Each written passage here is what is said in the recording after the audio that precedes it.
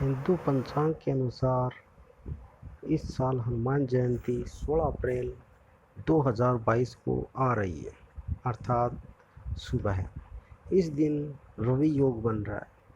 रवि योग सभी प्रकार के दोषों को दूर करने के लिए और कार्यों में सफलता प्रदान करने के लिए महत्वपूर्ण माना जाता है।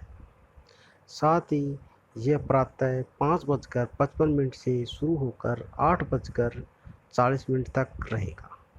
मान्यता यह है कि मुहूर्त सुबह के दिन काफ़ी अच्छा मुहूर्त के अनुसार हनुमान जी की पूजा विशेष कल्याणकारी मानी जाती है, अर्थात अच्छी साबित होती है। इस दिन अक्ष नक्षत्र सुबह 8:40 तक तो है, तो फिर चित्रा नक्षत्र शुरू हो जाता है। ये दोनों नक्षत्र मांगलिक और शुभ कार्यों के लिए अच्छे माने जाते हैं। 16 अप्रैल को एक अभिजीत मुहूर्त है। इस दिन 11:55 से शुरू होकर दोपहर 12:47 तक रहेगा। इस दिन शादी विवाह का प्रोग्राम भी अर्थात कार्यक्रम बहुत ज़्यादा शुभ माना जाता है। इस दिन कार्य में सफलता हासिल बहुत जल्दी हो जाती है। माना जाता है कि मंगलवार का दिन हनुमान जी को अर्पित है। कहा जाता है मंगलवार के दिन हनुमान जी की प्रतिमा पर पुष्प और सिंदूर चढ़ाने से उसकी मनोकामना पूर्ण रूप से सफलता की ओर अग्रसित हो जाती है। साथ ही मंगलवार का व्रत करने से मनुष्य के जीवन में आने वाली बाधाओं को हनुमान जी स्वयं दूर कर देते हैं। साथ ही यह भी कहा जाता है कि हनुमान जी को हर मंगलवार एक चोला भी चढ़ाना चाहिए, जिससे हनुमान जी काफ़ी प्रसन्न होते हैं।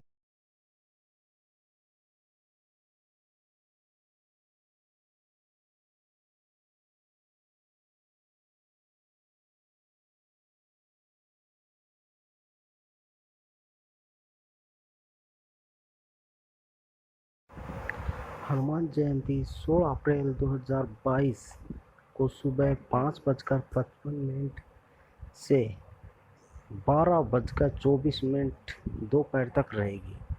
आपको बता दें, इस दिन पूजा सामग्री के लिए हनुमान जयंती पर हनुमान जी पूजा विधि विधान से करना शुभ माना जाता है, इसलिए पूजा करने से पहले सामग्री ले लें। साथ ही एक चौकी, एक लाल कपड़ा, हनुमान जी की मूर्ति और फोटो, साथ में एक घी का दीपक, फूल, चंदन, रोली, गंगाजल, तुलसी की पत्तियां लेकर अपने साथ बैठ जाइए, क्योंकि पूजा स्थल पर जहाँ बैठते हैं उस स्थान को बार बार छोड़ना भी अशुभ माना जाता है, इसलिए सभी चीज़ें एक साथ लेकर बैठ जाइए। अब हनुमान जयंती की पूजा या विधि विधान के अनुसार हम आपको बताते हैं। ब्रह्म मुहूर्त से उठकर सभी कार्य निवृत्त होकर स्नान करें सबसे पहले। दूसरा, इसके बाद हनुमान जी का ध्यान कर हाथों में गंगा जल लेकर व्रत का संकल्प लें। उसके बाद पूर्व दिशा की ओर भगवान हनुमान जी की प्रतिमा को स्थापित करें। फिर सच्चे मन से हनुमान जी की प्रार्थना करें। उसके बाद एक चौकी पर लाल कपड़ा बिछा दें और हनुमान जी की फोटो रखें। उसके बाद सबसे पहले एक पुष्प के द्वारा जल अर्पित कर दें। अब पुष्प अर्पित करें और फिर रोली चंदन लगाएं। इसके साथ ही अक्षत चढ़ाएं। अब भोग चढ़ाएं, जल अर्पित करें। इसके बाद दीपक और धूप जलाकर आरती करें। हनुमान जी के मंत्रों का जाप करें। सुंदरकांड और चालीसा का पाठ जरूर करें, क्योंकि इस दिन किया हुआ पाठ बहुत ही शुभ माना जाता है। साथ ही हनुमान जी भी बहुत ज़्यादा खुश होते हैं, क्योंकि भगवान राम के सबसे प्रिय भक्त हनुमान जी ही हैं। हनुमान जी चारों युगों में विद्यमान है, ये अमर है। इस कलयुग में भी हनुमान जी की पूजा निरंतर रूप से होती रहे, क्योंकि हनुमान जी सभी कष्टों को हरने वाले एक ऐसा देवता हैं जो प्रत्यक्ष में काम करते हैं। हनुमान जी को दिया हुआ कार्य कभी भी वापस नहीं आता है। जो भी हनुमान जी के चरणों में किसी कार्य को लगाया जाता है तो वो कार्य पूर्णतः सफल होता है। इस कलयुग में हनुमान जी के भी अनेक साबर मंत्र हैं जो हमें अनेक पुराने ग्रंथों में देखने को मिलते हैं। हनुमान जी भय दुख नाश सबका अंत करते हैं, क्योंकि हनुमान जी इस कलयुग में जितने भी पापी लोग हैं जो बुरा कर्म करते हैं उन सब का नाश करते हैं। इसलिए हनुमान जयंती पर हनुमान चालीसा, बजरंग बाण और कुछ साबर मंत्र का प्रयोग जरूर करना चाहिए। इस दिन सिद्ध किया हुआ साबर मंत्र बहुत ही कारगर माना जाता है। कहा जाता है कि इस दिन किया हुआ मंत्र कभी खाली नहीं जाता। साबर मंत्र का प्रयोग आपको पुराने ग्रंथ से मिल जाएगा। अब हम आपको हनुमान जी के कुछ छोटे उपाय बताने जा रहे हैं। इस दिन आप एक दिन चुटकी भर सिंदूर में घी मिलाकर एक कागज पर स्वास्तिक का चिन्ह बनाना चाहिए। फिर इसे हनुमान जी के हृदय से लगाकर अपनी तिजोरी में रख ले। कहा जाता है ऐसा करने से फिजूल खर्ची या अपनी भाषा में कहें एक्स्ट्रा धन वो खर्च नहीं होता और धन की प्राप्ति होती है, धन की वृद्धि होती है। मान्यता के अनुसार अपनी समस्या और मुसीबतों से बचने के लिए हनुमान जी को 5 मंगलवार और 5 शनिवार चमेली का तेल, सिंदूर अर्पित और गुड़ का भोग लगाकर गरीबों में बांटने से समस्याओं से निजात मिलती है। ये हनुमान जी की जयंती पर किया जाना चाहिए। हनुमान जी की जयंती पर घी में एक चुटकी सिंदूर मिलाकर हनुमान जी का लेप लगाए। माना जाता है कि हनुमान जी प्रसन्न होकर कहा जाता है कि हनुमान जी पर की मूर्ति पर लेप लगाने से हनुमान जी प्रसन्न होते हैं और अपने भक्तों को भय मुक्त करते हैं और अनेक बाधाओं से बचाते हैं। हनुमान जयंती पर सरसों के तेल में सिंदूर मिलाकर हनुमान जी को लगाना चाहिए।